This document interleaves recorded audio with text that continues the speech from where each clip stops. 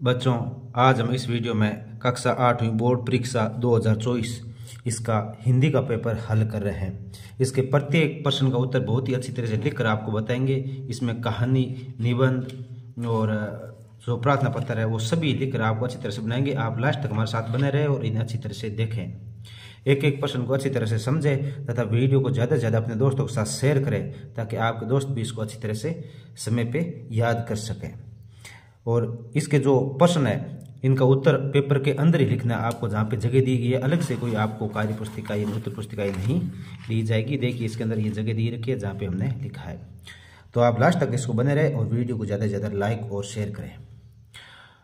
देखिए इसमें और इसके अलावा बच्चों इंग्लिश, गणित, सामाजिक विज्ञान, विज्ञान, संस्कृत सभी के पेपर अपलोड किए जा रहे हैं, जिसका लिंक इस वीडियो को डिस्क्रिप्शन में मिल जाएगा। नहीं तो आप हमारे चैनल पर जाए और वहां जाके देखिए इसमें पहला क्वेश्चन है, वस्तुनिष्ठ प्रश्न सही विकल्प चुनकर कोष्टक में लिखिए। इसमें से 4 ऑप्शन दिए, इनमें जो सही है उसका ऑप्शन में इस ब्रैकेट में जो कोष्टक है इसमें उत्तर लिखना है। बस की यात्रा पाठ के आधार पर बस का ड्राइवर बाल्टी में पेट्रोल रखकर नली से इंजन में क्यों भेजने लगा क्यों? तो इसका कारण था कि पेट्रोल की टंकी में छेद हो गया था। पेट्रोल टंकी में छेद हो गया था।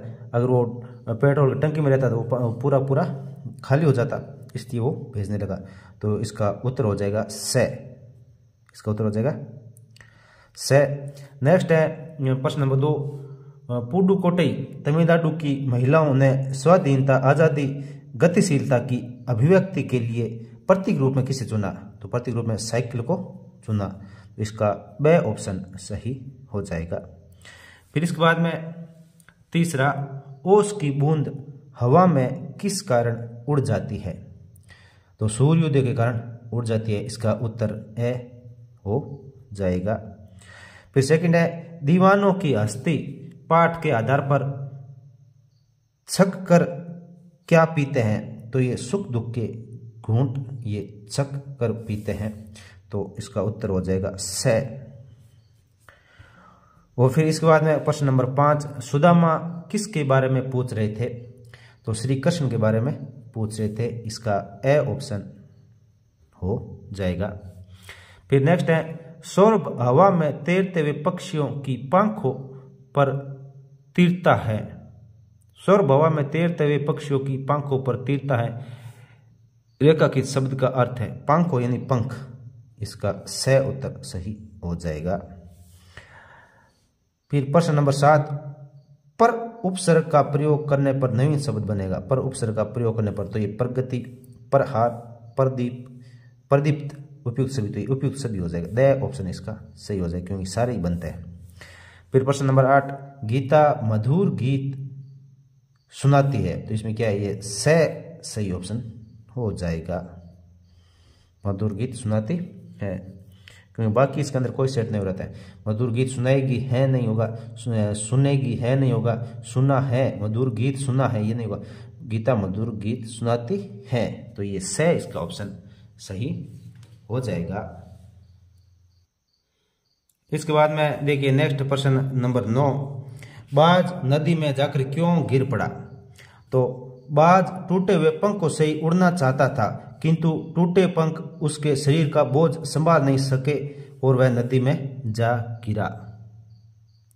फिर इसका प्रश्न नंबर 2, साइकिल चलाने से पुडुकोट्टई तमिलनाडु की महिलाओं को कौन से आर्थिक फायदे हुए? साइकिल चलाने से महिलाओं की आय में वृद्धि हुई। वे आसपास के गांव में उत्पाद बेचने भी जाने लगी। ये 2 फायदे हो गए। और फिर प्रश्न नंबर 11, यह कठिन समय नहीं है, इस कथन के पक्ष में तर्क दीजिए। तो इसमें बहुत सारे तर्क दिए ये कठिन समय नहीं वाली इसमें कविता में। तो इसमें देखिए हमने एक तर्क उनमें से दिया है, यह कठिन समय नहीं है। इसका तर्क, चिड़िया अपनी चोंच में तिनका दबाए उड़ने को तैयार है क्योंकि वह अपना घोंसला बनाना चाहती है। फिर इसमें प्रश्न नंबर 12, सुदामा द्वारका को चकित होकर क्यों देख रहे थे? तो इसका हो जाएगा, सुदामा महलों व द्वारका की धरती की सुंदरता देखकर चकित हो रहे थे क्योंकि द्वारका में जो महल थे, द्वारका की जो धरती की सुंदरता थी वो देखकर चकित हो रहे थे। प्रश्न नंबर 13 देखिए, निम्नलिखित मुहावरों का अर्थ बताकर प्रयोग वाक्य में प्रयोग कीजिए। तो वाक्य में प्रयोग करना है। तो देखिए, निम्नलिखित मुहावरों का अर्थ बताकर वाक्य में प्रयोग कीजिए। आंधी के आम होना, तो इसका मतलब होता है अधिक मात्रा में तथा बहुत सस्ते में मिलने वाली वस्तु। आंधी के आम होने मतलब बहुत अधिक मात्रा में और सस्ते में मिलने वाली। और इसका वाक्य में प्रयोग हो गया, आंधी के आमों की तरह से मिली दौलत बहुत दिनों तक नहीं रुकती है। और फिर चार चांद लगना मतलब शोभा बढ़ाना। वाक्य में प्रयोग, स्वतंत्रता दिवस पर बच्चों के रंगारंग प्रोग्राम ने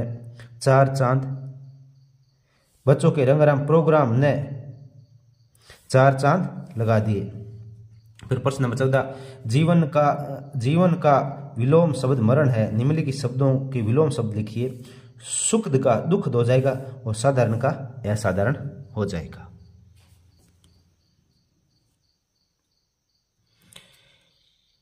इसके बाद में नेक्स्ट प्रश्न देखिए, कांच की चूड़ियां को पहनने वाली औरतों के प्रति बदलू काका के क्या विचार थे। बदलू काका को कांच की चूड़ियों से चिढ़ थी। यदि उसे कोई भी स्त्री कांच की चूड़ियां पहने दिख जाती तो वह उसे 2-4 बातें सुनाकर अपनी चिढ़ उतार लेता था। फिर प्रश्न नंबर 16 आता है, साइकिल चलाना मेरा अधिकार है। महिला के इस बात के पक्ष में तर्क दीजिए। तो इसमें साइकिल चलाने से महिलाओं में आत्मसम्मान की भावना उत्पन्न हुई। साइकिल चलाना महिलाओं की स्वाधीनता और गतिशीलता की अभिव्यक्ति है। साइकिल चलाने से महिलाओं में आत्मसम्मान की भावना उत्पन्न हुई और साइकिल चलाना महिलाओं की स्वाधीनता और गतिशीलता की अभिव्यक्ति है। इसके बाद में देखिए प्रश्न नंबर 17, सड़क पर चलते समय क्या सावधानियां रखनी चाहिए। कोई 4 सावधानियां लिखिए। सड़क पर हमेशा बाईं ओर चलना चाहिए। सड़क पर लगे यातायात चिन्हों के निर्देशानुसार चलना चाहिए। सड़क पार करने में पूरी सावधानी रखनी चाहिए। जेब्रा क्रॉसिंग से ही सड़क पार करनी चाहिए। प्रश्न नंबर 18, आप अपने शरीर के अंगों की सफाई पर किस प्रकार ध्यान देते हैं, लिखिए। सप्ताह में 1 बार नाखून काटते हैं, हमेशा स्नान करते हैं, दिन में कई बार आंखों को ठंडे पानी से धोते हैं, हमेशा दांतों की सफाई करते हैं। उसके बाद में प्रश्न नंबर 19, निम्नलिखित विशेषण शब्दों का प्रयोग करते हुए वाक्य निर्माण कीजिए। सफ़ेद, तो ये वाक्य हो जाएगा, यह सफ़ेद गाय है। शिल्पी बहुत सुंदर के लिए शिल्पी बहुत सुंदर लड़की है। गहरा के लिए यह कुआं बहुत गहरा है। और साफ के लिए यह घर साफ सुथरा है। इस प्रकार से लिखना है। फिर आगे प्रश्न नंबर 12 देखिए, नीचे लिखे पद्यांश की सप्रसंग व्याख्या कीजिए। सप्रसंग व्याख्या करनी है। कछु भाभी हमको दियो तो तुम कहे न देत, चापी पोटरी काक में रहे कहो के ही है तू। इसकी सप्रसंग व्याख्या करनी है। तो पहले प्रसंग हो गया, यह सवैया कवि नरोत्तम दास द्वारा रचित सुदामा चरित शीर्षक पाठ से लिया गया है। व्याख्या, श्री कृष्ण ने देखा कि सुदामा एक पोटली को बार बार अपनी बगल में छिपा रहे हैं, तो श्री कृष्ण ने उनसे पूछ ही लिया कि भाभी ने मेरे लिए जो उपहार भेजा है वह मुझे क्यों नहीं देते।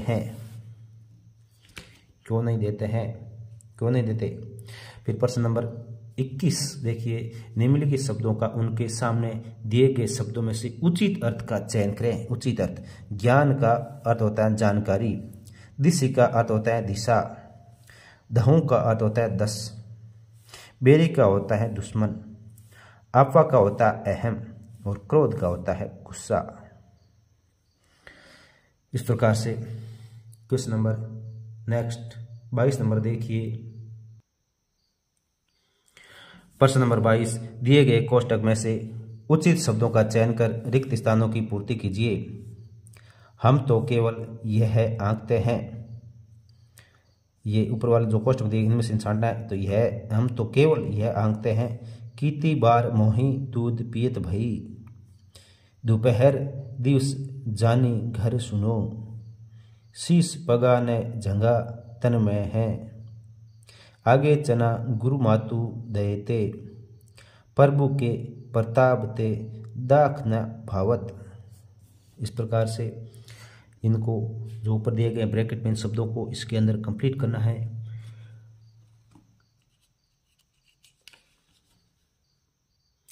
अगला प्रश्न नंबर 23, इसमें इस पैराग्राफ को अच्छी तरह से पढ़ना है और फिर प्रश्नों को उत्तर देना है।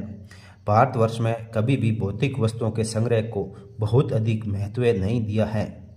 उसकी दृष्टि से मनुष्य के भीतर जो महान आंतरिक गुण स्थिर भाव से बैठा हुआ है वह चरम और परम है। लोभ, मोह, काम, क्रोध आदि विचार मनुष्य में स्वाभाविक रूप से विद्वान रहते हैं, पर उन्हें प्रधान शक्ति मान लेना और अपने मन तथा बुद्धि को उन्हीं के इशारे पर छोड़ देना बहुत बुरा आचरण है। बहुत बुरा आचरण है। इसके आधार पर प्रश्नों का उत्तर देना है। पहला है, भारत में किस बात को अधिक महत्व नहीं दिया है? तो भारतवर्ष में कभी भी भौतिक वस्तुओं के संग्रह को बहुत अधिक महत्व नहीं दिया है। फिर इसका ख, मनुष्य के भीतर स्वाभाविक रूप से कौन से विचार विद्वान रहते हैं? तो मनुष्य के भीतर स्वाभाविक रूप से लोभ, मोह, काम, क्रोध आदि विचार विद्वान रहते हैं। फिर ग, सबसे बुरा आचरण क्या है? लोभ, मोह, काम, क्रोध के इशारे पर मन तथा बुद्धि को छोड़ देना बहुत बुरा आचरण है। फिर लिखा है, नीचे लिखे शब्दों के विलोम शब्द गद्यांश में से ढूंढकर बताइए। जो पैराग्राफ उसमें से ढूंढना है। तो ए स्तर का हो जाएगा स्तर, अवगुण का हो जाएगा गुण। इसके बाद में नेक्स्ट प्रश्न नंबर 24 आता है। जो 24 और 25 है उन दोनों में अथवा में आपके प्रश्न आएंगे, तो दोनों में से कोई एक करना है। देखिए प्रश्न नंबर 24 में पहला है, आप राजकीय उच्च प्राथमिक विद्यालय कृष्णगढ़ के विद्यार्थी मोहित या आशा हैं। आप बीमार हैं। आपने प्रधानाध्यापक को 3 दिवस के अवकाश हेतु प्रार्थना पत्र लिखिए। एक तो ये या तो प्रार्थना पत्र लिखना है और या इसके अथवा में हम दोनों ही प्रश्न आपका उत्तर बताएंगे। ये प्रश्न है, इसके अथवा में ये दूसरा ये कि 2 मित्रों के बीच पुस्तक खरीदने के विषय में 4 आपसी संवाद लिखिए। यानी 2 दोस्तों के बीच की जो बात है उसका लिखना है यार, या वो लिखना है। तो हम दोनों ही आपको बता रहे हैं। तो पहले ये देखिए 2 मित्रों के बीच की बात और फिर अपने एप्लीकेशन लिखेंगे। तो देखिए पहला है कि रमेश पूछता है, सोहन तुम्हारे हाथ में क्या है? तो सोहन बोलता है, मेरे हाथ में पुस्तकों से भरा थैला है। तो रमेश पूछता है, पुस्तकें कौन सी कक्षा की है? तब सोहन कहता है, ये 8वीं कक्षा की पुस्तकें हैं। रमेश कहता है, कौन सी दुकान से खरीदी है? तब सोहन कहता है, ये श्री कृष्णा पुस्तक भंडार से खरीदी है। फिर रमेश पूछता है, कुल कितने रुपए का खर्चा आया है? तो फिर सोहन कहता है 580 रुपये का खर्चा आया है। फिर रमेश कहता है, कौन कौन से विषय की है?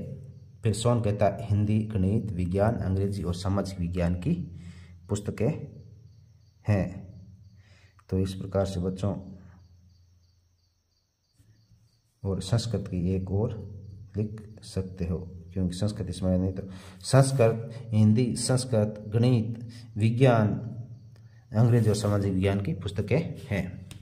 और जो एप्लीकेशन है, जो आप प्रार्थना पत्र है वो देखिए। अब प्रार्थना पत्र, सेवा में श्रीमान प्रधानाध्यापक महोदय, राजकीय उच्च प्राथमिक विद्यालय कृष्णगढ़। यानी ये आपके प्रश्न में दे रखा है, तो जो दे रखा वही लिखना है।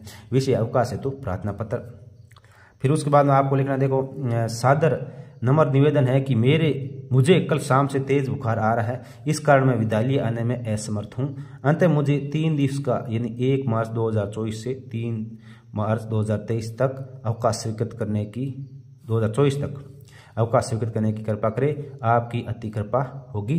फिर दिनांक 1/3/24 और फिर आपका आज्ञाकारी शिष्य, लड़का है तो मोहित और लड़की है तो उसमें जो नाम दे रखा है वो ही लिखेंगे, आशा, ये नाम लिखेंगे। कक्षा 8 अच्छी तरह से देखें और अपनी नोटबुक में इसे नोट कर लें। बहुत सरल है, ये बार बार यही आती है, पिछले साल भी यही आई थी। अब इसके बाद में प्रश्न नंबर 25 देखिए। प्रश्न नंबर 25 में देखिए, निम्नलिखित में से किसी एक विषय पर निबंध लिखिए। यानी कंप्यूटर का बढ़ता प्रभाव या तो इस पे, या वनों के संरक्षण की आवश्यकता इस पे, स्वच्छ भारत मिशन इस पे, खेलों का शारीरिक विकास में योगदान इसमें से। यानी जो ये 4 दे रखा है इनमें से कोई एक पर निबंध लिखना है। तो हम आपको स्वच्छ भारत मिशन के एक निबंध लिख के बता रहे हैं। तो देखिए स्वच्छ भारत मिशन पर निबंध बहुत अच्छी तरह से लिखा है, आप लास्ट तक इसे अच्छी तरह से देखें। पहले स्वच्छ भारत मिशन ऊपर टॉपिक लगाएंगे, फिर प्रस्तावना। स्वच्छता का अर्थ साफ सफाई से है। साफ सफाई से रहना मनुष्य जीवन के लिए अति आवश्यक है, क्योंकि इसके पीछे हमारी निरोगी काया बनाए रखने की अवधारणा रहती है। तो प्रस्तावना होगी। अब इसके बाद में स्वच्छ भारत अभियान में उसकी घोषणा कैसे हुई थी इसके बारे में है।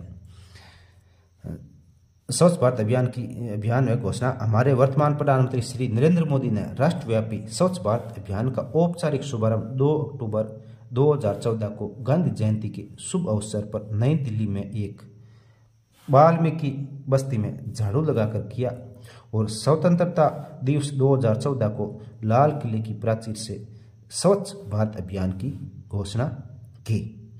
ये 2 पॉइंट हो गए। अब इसके बाद में तीसरा पॉइंट देखिए, स्वच्छता आंदोलन का आह्वान। प्रधानमंत्री नरेंद्र मोदी ने स्वच्छता आंदोलन का आह्वान करते हुए संदेश रूप में कहा कि हम मातृभूमि की स्वच्छता के लिए अपने आप को समर्पित कर दें।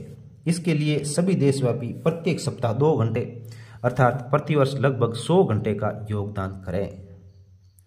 उपसंहार, स्वच्छता ही जीवन है।